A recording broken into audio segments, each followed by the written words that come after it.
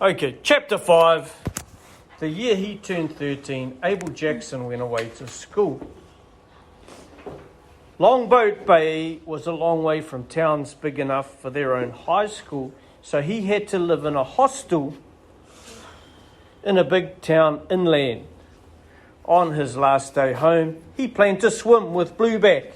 He wanted to find a few juicy crabs and feed the old fish and fool around with them a good long while.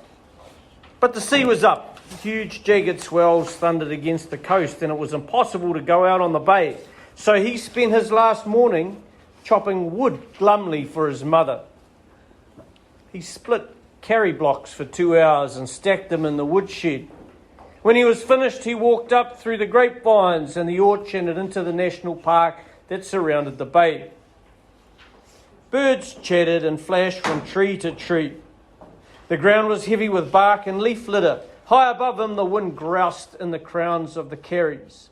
The flaky trunks swallowed him up like a noisy mob. From high on the ridge, he looked down at the bay. Out at Robber's Head, the sea heaved itself at the cliffs. Towers of whitewater lifted in the air. Inside the bay was a rash of foamy white caps and weak wind streaks. Waves smashed against the jetty. The dinghy was hauled up on the beach and Macca's abalone boat still stood neglected on its trailer. At the house, he saw the flap of poultry, splashes of colour on the washing line and smoke angling from the house chimney. His whole life lay down there. Everything he knew.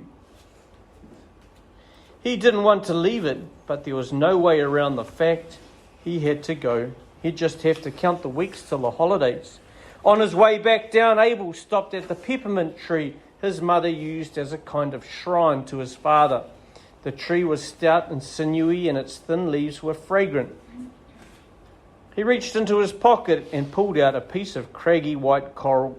He laid it in the tree fork with all the other bits and pieces, pressed his cheek against the rough bark of the trunk and went down to where his mother was beginning to pack the trunk. I'll wither up and die away from this place, he thought as they bumped off down the gravel track road. This is my place. This is where I belong. Abel didn't wither and die, but he didn't care much for the big town he moved to. It was a long way inland and surrounded by wheat as far as the eye could see. The land was flat. All the trees were long gone, bulldozed and burnt to make way for croplands. And nothing seemed to move out there now, except the endless paddocks of wheat ears. Abel felt hemmed in. Everyone bunched up together in town as though they felt it too. Abel never seemed to be alone. He went to school in a crowd and he came back to the hostel in a crowd.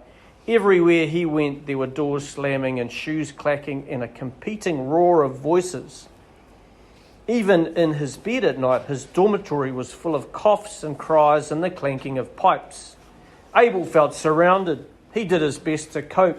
He worked hard at school and made friends. New things and fresh faces came his way. But here, where everyone seemed to move faster and bustle along, time passed more slowly than it ever did back at Longboat Bay. Home throbbed in him like a headache. Only in his sleep did Abel feel free.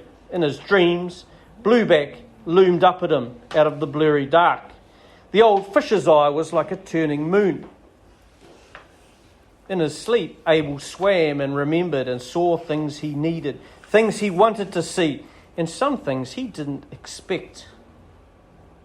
Once in his dreams, Abel swam with Blueback down into a deep crevice where the water was cold and lit palest blue. He held on to the fish's fins and let himself be taken. At the bottom of the rock shaft was a great gathering. Abel saw men in uniform, dead sailors floating in the current.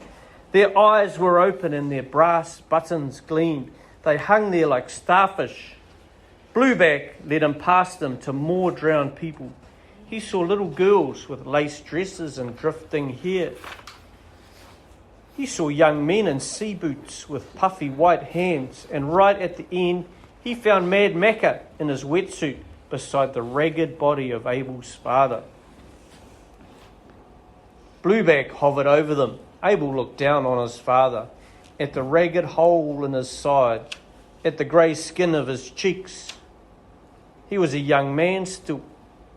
No matter how old Abel grew, his father would always be 32. His eyelids were pearly. He looked peaceful, asleep. Abel reached down to touch. He wanted to take his father back with him, but Blueback finned upwards, keeping him out of reach. Abel lunged, but the fish drew away, and the boy saw his father's body grow small as they swam up through the plankton and currents to the warmer, safer water of the surface. Abel woke from that dream crying. The dormitory was dim. There was no one he could go to, no one to tell. His mother wrote him letters and sent coral and shells. She mailed him a dried seahorse and a starfish. Now and then, Abel picked up a turban shell from his bedside locker and held it to his ear. He knew it wasn't really the sea he heard, but he listened and let himself believe. He closed his eyes to school, and the smell of dirty socks and the sight of the wide flat land outside his window, and saw the ocean.